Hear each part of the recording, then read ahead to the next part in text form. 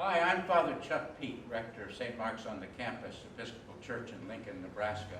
And I'm standing here with Taylor Sullivan, a student at UNL, or as he says today, a student of Zoom University, as most are across the country. And we're about to go through these red doors into the sanctuary of St. Mark's. We've been outdoors in a previous session talking about body, mind, and spirit. Now we're going to take our body, mind, and spirit inside and just see what it is we see and sense with body, mind, and spirit.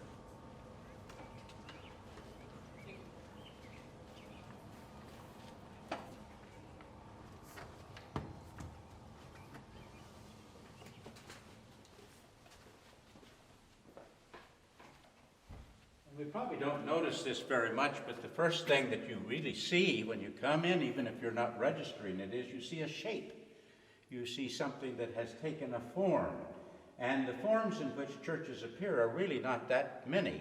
I call this the bowling alley form because it's long and narrow and it has an alley you could bowl right up the aisle here.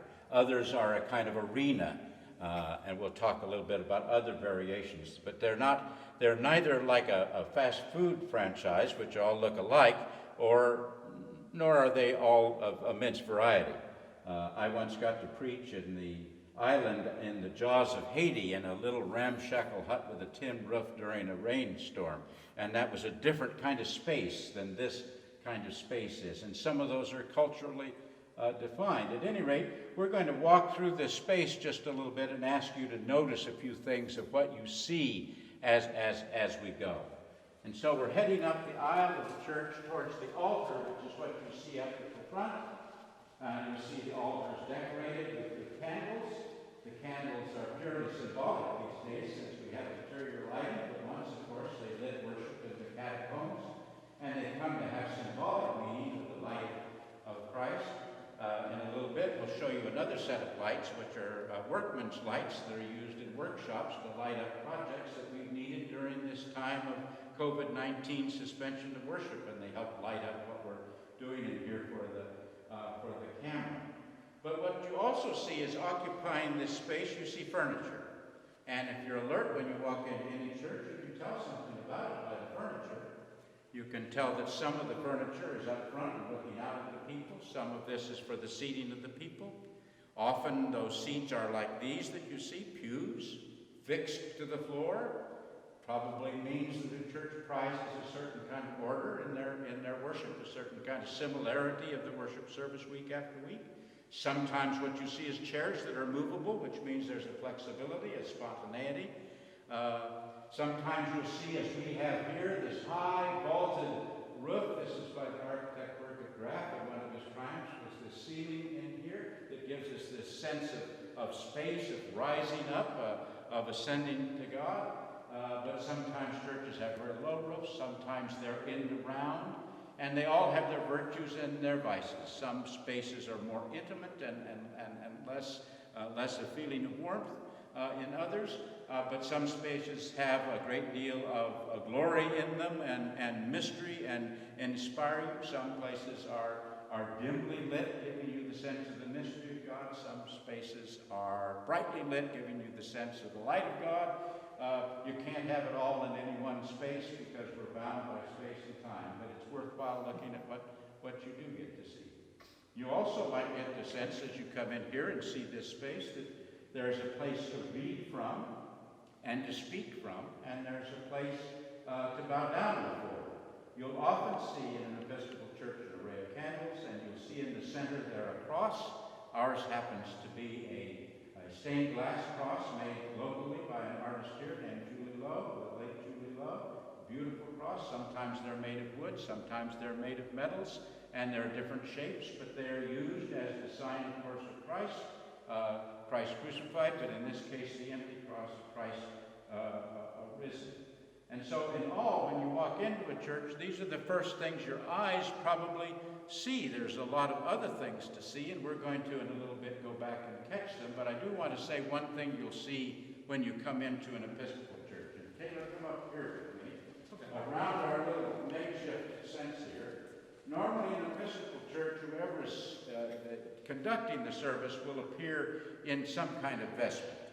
And there's two reasons for that. One is to say that the personality of the person who's conducting the service is not what's important. What's important is the role that they're playing in the worship of the church. And the other reason is, as you often see, if you look up and see that I'm wearing my $2,500 suit and my $1,000 pair of shoes, it's probably not a witness to the kind of message that Christ actually came to give. The vestments, because they're common to everyone, say that none of those distinctions the world makes are of any importance when we come in here together. For what we're doing now... Are there a purpose for the different ones you have here? There are. What we're doing now, because we cannot do our usual celebration of the Holy Eucharist, the communion, because of the fear of contamination, we're just doing our regular prayer office. And for the prayer office, it is usually a cassock, a black in most churches, although because this is a collegiate church, it could be a purple, as would be in a cathedral. That is usually covered by what is called a surplice, not a surplus, a surplice, white garment to cover, because often, in many occasions and in many countries, the black garment is also worn out on the street, and as it gets a little bit dirty, and so to cover that up and make it something nice, there's this surplice.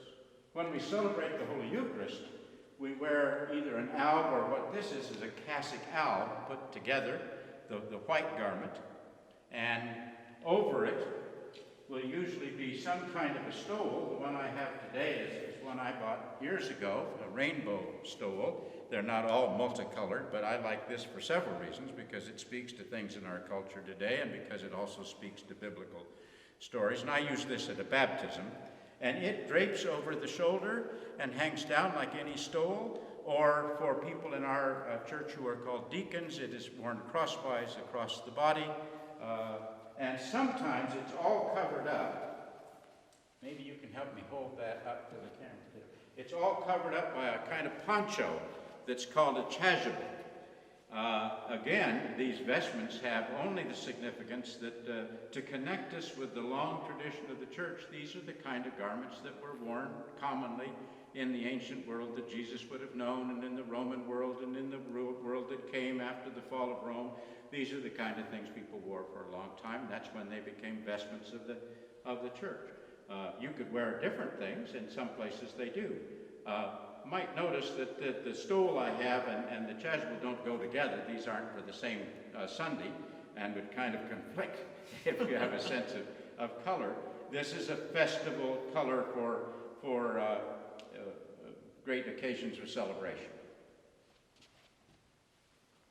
So, if you come in, these are the sights and sounds that you're going to get. We'll get to some of the other sights and sounds as we make this tour one more time and look at some incidental details. But anyway, thank you for joining us on this first tour into what you see and what you can find when you walk into an Episcopal church. Thank you.